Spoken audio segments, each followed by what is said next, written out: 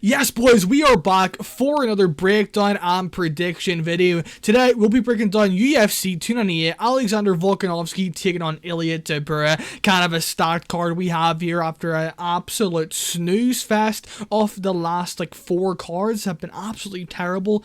This is kind of what the UFC do. They just put out these filler cards to start the year off, but, these next 3 pay-per-views, boys, we're in for a treat. But yeah, let's recap our last few events. And also, guys, I need a haircut. I mean, look at this. Don't roast me in the comments below. My bad. I need a haircut really badly. But yeah, we are up 58.59 units overall, 10% ROI. Pretty happy with that so far. Only a year so far with this betting career. I suppose we are 3-1 in our last 4 events, and the first 4 events of the year we are 3-1, so I'm very, very happy with that, ladies and gentlemen. And yeah, guys, if you enjoy this content, please hit that like button, hit the subscribe button, as it helps out the channel massively, shows me some support, shows me that I'm doing right with these picks. Hopefully I'm doing right. I've got a 10% ROI, 58 point something units. I think that's pretty good so far for only a year betting, so let's keep this momentum going into the first quarter of 2024. Really looking forward to this pay-per-view card, boys. Good luck this weekend. Enjoy the fights. And yeah, let's get right into this breakdown and prediction video, boys. Let's go. Woo! And our first fight tonight is going to be Andrea taking on Miranda and Maverick. I'm just going to be straight up, boys. I have no idea what these odds makers are doing. Minus 200 for Miranda Maverick, who goes to split decisions against competent fighters every single fight. Same with Andrea Lee. I mean, she's a very solid striker, good everywhere, decent, improved grappling over her last, 5 fights or so. And, showed it against Macy Barber, controlled her many instances in that fight. And I just don't really see how Miranda Maverick is going to be able to win this fight convincingly in terms of her grappling, I guess. I don't really see her being able to control Andrea Lee this entire fight and just, cruise out easy decision like she did against Zombie Girl, her last fight. I mean, yes, she got the late armbar, but you know what I mean? She kind of controlled her for the most of the fight and then found a submission. And I just don't think that she's going to be able to do that against Andrea Lee. I think Andrea Lee, if she is taken down, she will be able to find a way back up. And in the striking, I do favor Andrea Lee. I think she's a more diverse striker on the feet, and I think she's a more powerful striker on the feet. And I just think that Andrea Lee is the better striker in this matchup. So for a fight that I don't really see Miranda Maverick being able to control for long periods of time, I'm going to have to side with Andrea Lee by split decision in this matchup. I do have a unit on her at plus 170. I just think that the value play is going to be Andrea Lee here. If you're going to be parlaying Miranda Maverick, you're insane. You're just insane for doing that. But, Andrea Lee doesn't have the best takedown defense. She can be taken down, but I feel like her get-up game, her grappling has been improving. And look at her last 3 opponents, boys. I mean, they're legit girls. Natalia Silva, Natalia Silva, Macy Barber, and Viviana Rogerio. I mean, there are 3, top 10, top 8 girls in that division. So no shame in losing to them, especially Natalia Silva, who's looking very, very good in that flyweight division. So gonna side with Andrea Lee in this matchup by split decision. Greasy one. Would not ever lay minus 200 on Miranda Maverick ever. In a top 10, kind of fight ever. And our next fight is going to be Val Woodburn taking on Oban Elliot. I'm just going to be honest, boys. Val Woodburn is just not very good. He's just not very good.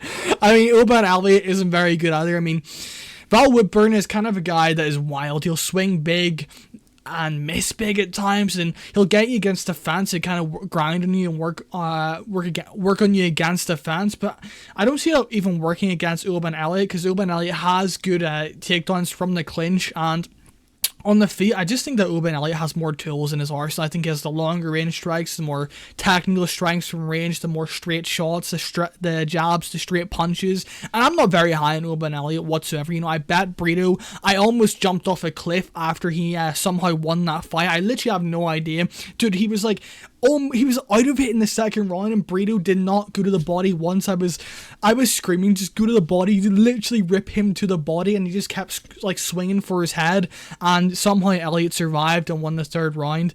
I just have no idea how Brito lost that fight, but Yeah, that showed me that Elliot is tough, he is durable enough, and I don't really see Val Woodburn being able to knock Elliot. I just don't think he has the skill set to do that. Like I said, I'm not very high on Elliot, but I do think he gets this win done, has more tools in his arsenal, has more ways to win. He can win by submission, in my opinion, get it to the floor, or just strike with him for 15 minutes and win by decision. He isn't the most dangerous guy, Elliot, but like I said, he is the more technical guy out of the two. So yeah, give me Oban Elliot by decision in this matchup. Not high on Val Woodburn whatsoever. Not on the regional scene. He just hasn't really showed me anything. He's like clinched so many guys against the fence and done really nothing in fights. So yeah, give me Oban Elliot by decision in this matchup. And our next fight night is going to be Josh Quinlan versus Danny Barlow. Josh Quinlan. I mean, this dude literally admitted to using steroids because he was insecure. I mean, very interesting right there from Josh Quinlan. But yeah, the guy's powerful. The guy is a knockout artist. In his last fight, I did actually bet against him with Trey Waters. I think I got Trey Waters at plus 170, and Trey Waters literally just boxed him up for 15 minutes, used his reach, used his length, and yeah, beat him there. But also, Josh Quinlan is a black belt and does have some good grappling, but I wouldn't really expect him to use it in this matchup. And he's also taking this fight on short notice, and he has had cardio issues. He had cardio issues in that one, in my opinion. He definitely slowed down in that fight. So taking this on short notice, a guy that definitely has some cardio issues, is definitely going to favour Danny Barlow in this matchup. And Danny Barlow, a very rangy guy, 80 inches at welterweight, insane reach, 6'2" at welterweight, insane height. And his last fight, man, really impressed me against a very good guy, Raheem Forrest. I actually bet Raheem Forrest there, and dude, he starched him out cold in that fight. Very impressive win there. And yeah, Danny Barlow is a very powerful guy in that welterweight division, very precise with his punches, and I do see him getting this victory in this matchup. I do think he finds like a second round TKO, maybe a first in an exchange where Josh Quinlan's just trying to go all out. I do think the under 1.5 is live in this matchup. Let me actually check the under 1.5 in this fight. Let me actually check that. Surely it's aligned to under 1.5, I'd assume. So the under actually is plus money, plus 120 the under is that. It actually flipped. It was minus 125 and now it's plus 120. So the money has came in on the over, but I am going to side with Danny Barlow in this matchup. He is a more rangier guy. I think he has the more precise punches, and I think his arsenal on the feet is just better, and I think he'll be able to control range in this matchup. So yeah, give me Danny Barlow by end of the first round TKO when Josh Quinlan starts to slow down and presents openings to Danny Barlow on the feet. And our next fight is going to be Mingyang Zhang taking on Brendson. Brendson Riberio. Can I speak? Holy moly! I mean, both of these guys, man, are just not very good, let's be honest. Mingyang Zhang has such a hollow record, it's unbelievable. His record is very questionable. I mean, look at these guys he's beaten. 1-3, 6-9, 9-6. I mean, it's just not very good whatsoever. And then on the other side, Brendson Riberio, very, very hittable guy, but he beat a decent opponent on his Dynamite Contender Series, and Bruno Lopez. I actually bet Bruno Lopez in a parlay, and Bruno Lopez decided to just strike like an absolute just idiot and didn't even shoot a takedown whatsoever against Brendson Riberio in that matchup. Kind of Dynamite Contender Series variance right there, but yeah, it looked pretty good in that fight. Good rangy strikes he was hitting Bruno Lopez with in that matchup. And you know, Mingyang Zhang is a come forward fighter. He will, you know, put on the pressure and maybe even look for some takedowns. But I do think that Brendson Riberio is the more skilled fighter on the feet, and I do think that he will be able to hit Mingyang Zhang with some big power shots on the feet. You know, look at this. Mingyang Zhang lost to Askar Mozarov. If you don't know who that is, just search it up right now. The biggest fraud in UFC history, Mingyang Zhang lost to. Just not a good look whatsoever. So I'm going to go with Brendson Riberio. This is not going the distance, folks. There's no way this goes the distance. Both very powerful guys, both very hittable guys, both very aggressive guys, and yeah, Not very skilled whatsoever, both of these guys, but I'm going to go with Brendson Riberio, the more skilled, more technical guy on the feet in this matchup. Our next fight is going to be Rinya Nakamura taking on Carlos Vera. Gonna obviously side with Rinya Nakamura. Massive favorite for a reason in this matchup. I think that he is going to be able to get these takedowns off. Yes, Carlos Vera actually is solid off his back, solid BJJ. Did lose to Brad Katona on the tough. So he did, but I feel like Rinya Nakamura's youth in this matchup is going to pay dividends, because I feel like he'll be able to put on a pressure and pace that Carlos Vera, at 36 years of age, making his UFC debut isn't going to be able to keep up with. And I think that even on the feet, Carlos Vera has, he's competent on the feet. I wouldn't say he's amazing, but he's competent. He's not absolutely garbage. And I think that Rinya Nakamura is going to be the more explosive fighter on the feet, and the more explosive fighter with the takedowns and top pressure. And I do feel like he is able to gas out Carlos Vera within the second or third round and find a submission victory in this matchup. So yeah, give me Rinya Nakamura by submission, round 3. Just keeping that breakdown very, very, very simple.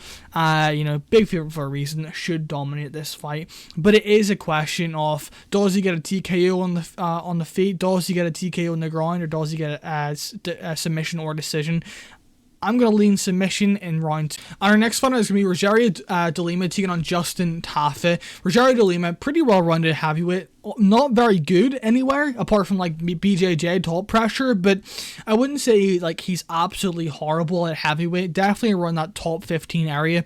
And, good submissions on top, good top pressure on top, very powerful on the feet, and I like his diversity on the feet, especially with his like leg kicks and range, and just ability to win minutes as well. After it, maybe he doesn't get the finish in the first round, he is able to win the minutes, as we've seen in that Waldo Acosta Cortez fight. And for Justin Tafa, I wouldn't say he's the best minute winner whatsoever. I think that he is KO or bust in this matchup, especially round 1, and if he doesn't get that round 1 finish, I think this is de Lima all day. Justin Tafa, very powerful on the feet, very explosive on the feet, does have some decent leg kicks, but I'm going to side with Rogerio de Lima. I think he's a way more well-rounded fighter in this matchup, and I think if he gets takedowns in this matchup, or a takedown in this matchup, he wins his fight very, very easily, in my opinion. I think that the top pressure is going to be too much for Justin Tafa, and even if Justin Tafa survives on the ground with Rogerio de Lima on top, he's not going to be able to survive. He's not going to be able to, be the same fighter as he once was when he was, on the feet previously. So, and also look at the competition that he's faced. He fought Harry Hunsucker, Parker Porter, and Austin Lane, and you're giving me minus 140 on a guy that is definitely top 15 kind of material. Yes, he got KO'd by Derek Lewis. Derek Lewis flying knee. Who's not going to get KO'd by that? But yeah, very, very decent fighter in my opinion. I think he's a way more well-rounded fighter, and I also think that he can win this fight in many ways. Better minute winner. I think he can KO Tafa as well. It's not like Tafa has a insane chin. He is very durable, and also de Lima is also very durable. Only been finished 2 times by TKO, so I think he's only, one time in the UFC. I'm pretty sure he's only been finished by TKO. So yeah, very impressive in terms of durability there. So give me de Lima by I'm going to say second round submission. I think that he is able to find maybe a takedown at the end of the first round, and then get this takedown again in that second round and find that submission victory. If he doesn't go for takedowns in this matchup and kind of just brawls with Tafa, I don't know what he's doing. I have no idea what he's doing, because in my opinion, that's the only way Tafa can win this matchup. So yeah, give me Rogerio de Lima by submission round 2. And I also have a 3-unit bet at minus 144 on Rogerio de Lima. So yeah, give me Rogerio de Lima by decision, by submission in this matchup. Our next fight is Miranda Lemos taking on Mackenzie Dern. Miranda Lemos, I think she is good, but her BJJ I don't think is very high level whatsoever, man. I think that submission that Andrade got on her is just so bad. To be like standing triangle, I was like talking to some guys that do BJJ, and they were saying it's like that's extremely embarrassing at this kind of level. And if Mackenzie Dern is able to find herself on top in this fight, I think that she will be able to get a submission very easily and very quickly in this matchup. Yes, Amanda Lemos survived Zhang, who was on top of her for a long period of time, but Zhang is not the same type of jiu-jitsu as Mackenzie Dern. But I don't like Mackenzie Dern taking this fight on kind of like a short notice when she fought 3 months ago against Jessica Andrade and looked completely terrible in that matchup. From what her performance against Angela Hill to Jessica Andrade, it was a complete just shift of fight. It didn't look like the same fighter whatsoever. Yes, Jessica Andrade is levels above Angela Hill at this stage in Angela Hill's career, but Jessica Andrade completely destroyed her in that matchup, and I just don't like what I'm seeing with Mackenzie Dern, especially with her, breaking up with her husband and stuff, going through legal stuff. I don't think her mind is in the right place, especially breaking up with her coach as well. She left Jason, what's his name, Jason or something, something like that, her boxing coach. I don't think that's a good sign whatsoever, and I'm really interested in her mentality. In my opinion, I don't think it's there fully. And Amanda Lemos, I think that she'll be hungry to get a statement win against Mackenzie Dern. If Mackenzie Dern does not get on top in this matchup, she is going to be in a load of trouble, in my opinion. The way she was striking in her last performance was just not good whatsoever, and if Amanda Lemos is striking with her for this entire matchup, I do see Amanda Lemos finding a standing TKO like Jessica Andrade did in her fight. So give you Amanda Lemos by second round TKO in this matchup. And our next fight is going to be Anthony Hernandez taking on Roman Kopylov. This fight is an absolute stylistic just nightmare for Roman Kopylov, in my opinion. I think Anthony Hernandez is basically one of the worst styles for Roman Kopylov outside of the top 15, in my opinion. Anthony Hernandez is going to put the pressure on Roman Kopylov. He's going to crowd that space. He won't give Kopylov that luxury of kicking from range, using his long straight shots, using his kicks from range, because Anthony Hernandez is going to put him against the fence, hunt for takedowns, chain wrestle, and basically gas Kopylov out. Kopylov in the past has struggled with takedown defense, but it has improved since moving to Dagestan and training with guys over there. But I definitely think there's a cardio issue on the side of Roman Kopylov. I forgot the fight. I think it was, I taped it. Was it, I forgot what fight it was. He was basically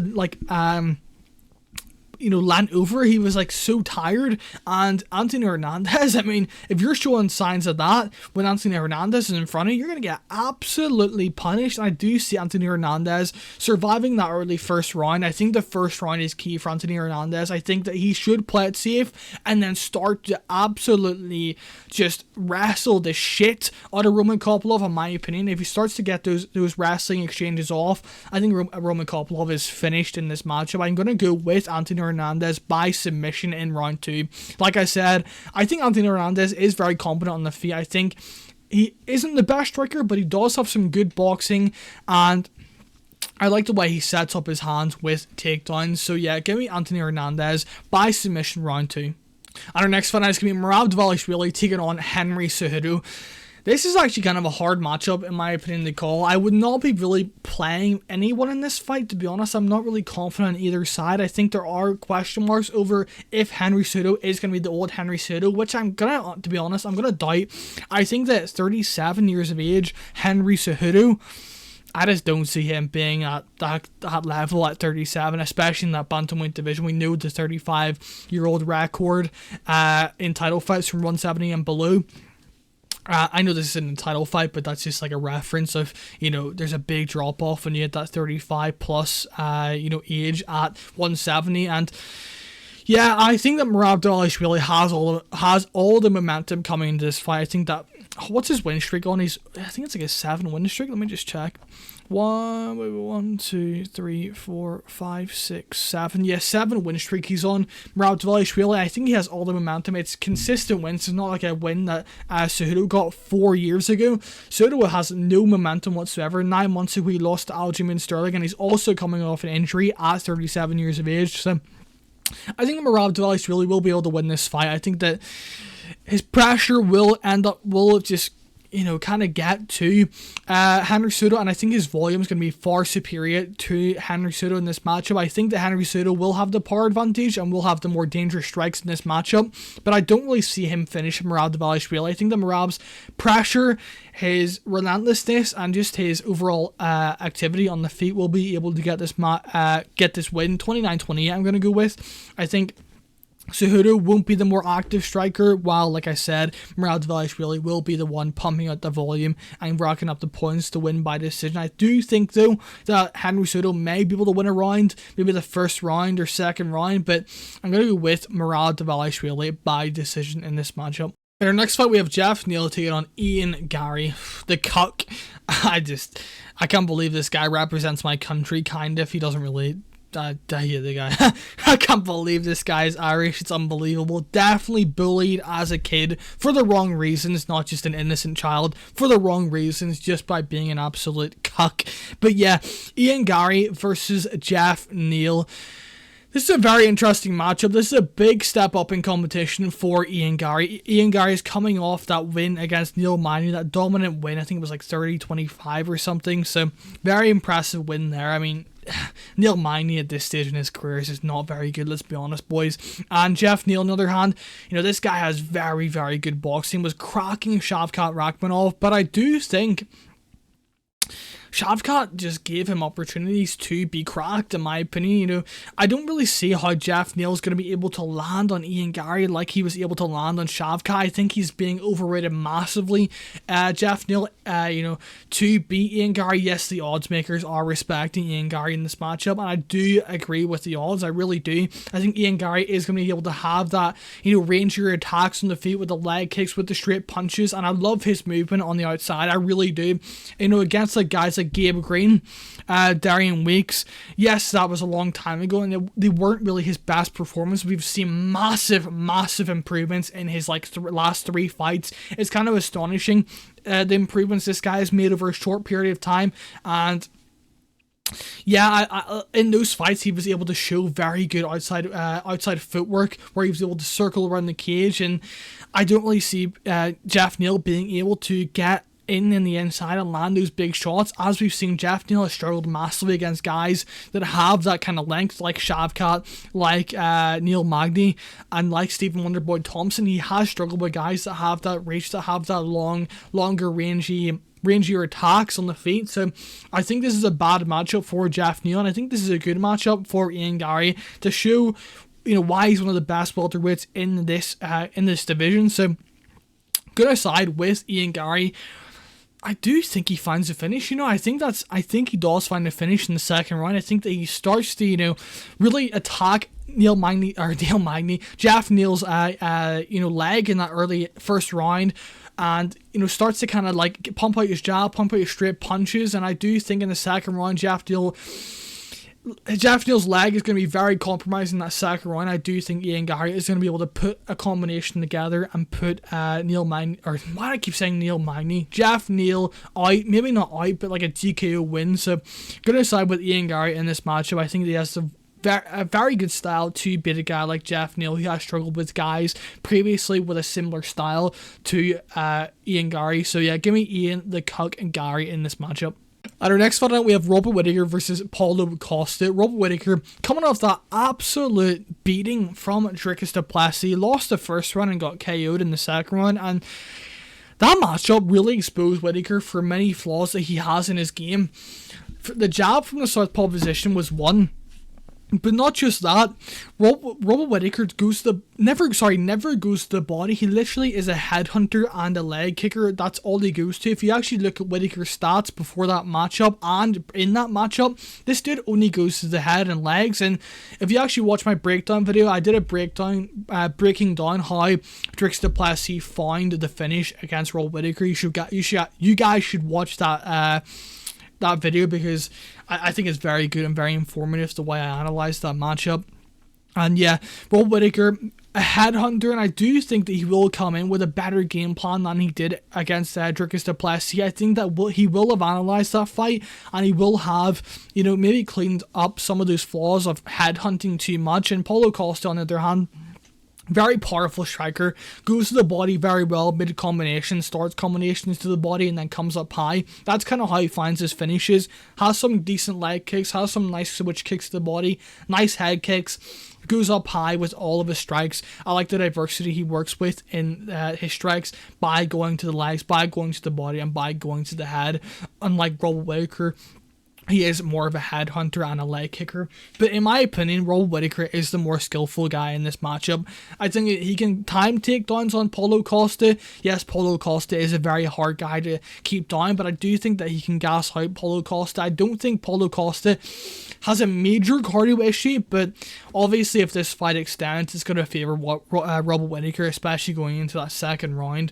And Whittaker, I think that he will be able to utilise a more sitting on the outside approach and kind of like pick his shots when Paulo Costa comes in, uses like lengthy jab. His jab is absolutely beautiful. He was out jabbing Israel Adesanya with like a 8-inch reach deficit, so his jab is very good. His boxing has improved a lot, even though against Dricus du Plessis it didn't look the best, but his boxing has improved. He's been working with guys that in the Olympics in Australia, so yeah, his boxing has improved in his last few fights, but I am going to side with Whittaker. I think that he will be able to utilize a on the outside approach and kind of pick his shots very well when Paulo Costa is putting on the pressure like he does in most of his fights. So yeah, give me Whittaker by decision in this matchup. And on to the main event of the evening, Alexander Volkanovski taking on Ilia Topuria. This matchup is going to be an absolute banger.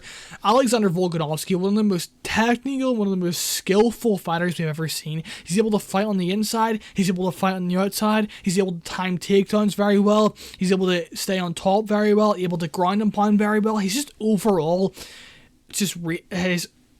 his overall MMA game is exceptional. Elite everywhere on the ground. Very good submission defense is elite, as we've seen against Islam Makhachev, and his takedown defense is also elite. Coming off that KO loss to Islam Makhachev, though, is a red flag to me. On the other hand, we have Ilia Topuria. This guy has incredible boxing, undefeated, very good submission ability, and does have some okay takedowns. He won't really look for takedowns, but they are there if he needs him, and he has very wicked submission ability when he gets it to the ground. So that is another path to victory for him, but I don't really see him submitting Alexander Volkanovski. Alexander Volkanovski seems like a guy that just cannot be submitted. So yeah, in this matchup, I am going to side with Ilia Topuria. I think that I just have a weird feeling. It's not really like me analyzing or breaking down this fight. I just have a weird feeling that Alexander Volkanovski is on the down here. I think that Alexander Volkanovski is 35 now. We know what that 35 from 170 below record is in title fights. It's like 2 wins and 33 losses. Tyron Woodley only coming in as the 2 wins, and one of those wins, no matter what, a 35-year-old was going to win. So yeah, I do believe in that 35-year-old, you're the start of the downhill is going to start. So, and I also think he does have chin problems, especially getting KO'd like that against Islam Makhachev. Yes, it was a head kick, so that's probably going to put out most people, but that's not going to help his chin coming into this matchup. And it was only 3 months ago, and I feel like Ilia Topuria, I think it's Ilia Topuria's time. I think his boxing is so clean. I think that he can get on the inside. And I do think Alexander Volkanovski, for how defensively sound he is hittable at times, and he does leave openings at times. And I think that Ilia Topuria, his defense, the way he shoulder rolls, the way he's able to sit on the outside and counter guys is unbelievable. Some of the best combinations we've seen in a long time in that featherweight division. So I am going to side with Ilia Topuria to find a KO in this matchup, round 2. Very interesting matchup. If Alexander Volkanovski is at his best, hasn't declined it anyway, I think that he probably wins this matchup, but I just have a weird feeling deep down inside about this matchup, like I did against Israel, like I did for Israel Adesanya versus Alex Pereira. I picked Alex Pereira in their first fight in MMA, and then I picked Israel Adesanya in their second fight. It was just a weird feeling I had deep inside, and I have the same feeling for Ilia Topuria to beat Alexander Volkanovski in this matchup. I do have a bet on Ilia Topuria at plus 120, 1.5 units on that one. But yeah, guys, that was my UFC 298 breakdown. If you guys enjoyed this, please hit the like button, hit that subscribe subscribe button, as it helps the channel out massively. But yeah, guys, have a great rest of your week, and let's make some cash and hurt the bookies this Saturday night. Enjoy the fights, boys. See you for my next breakdown card. Let's go. Woo!